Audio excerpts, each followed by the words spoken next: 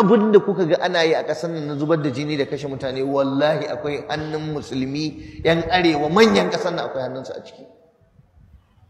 Kurin munafurci ne ake ba a faɗa. Yanzu da ka zo ka tara kayi kaza ka sai ka an turo security a kira ka me za a yi wannan bayani ya za a yi a kaza shikenan ba sa so a faɗa ba sa so a faɗa.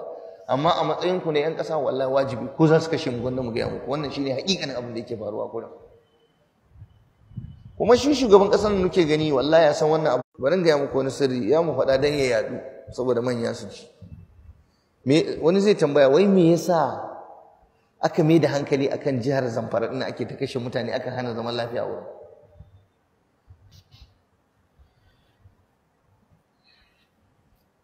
Wato akwai wasu ne daga cikin manyan ƙasar nan lokacin faɗin sunan su bai yi ba amma na san su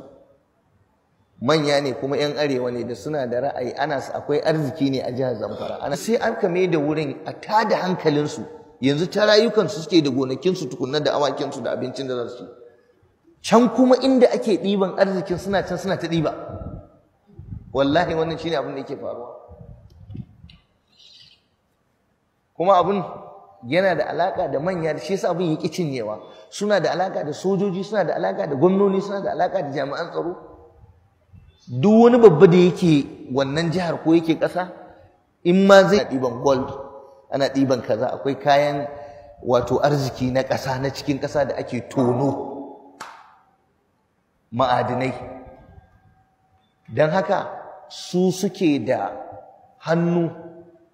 wajen ɗiban wannan kayan arziki suna fitar da su waje suna samun dukiya so idan aka bar mutane hankalinsu ya kwanta ai kaga za a rinka ganin ana fita ana kaza har za a yi magana to yanzu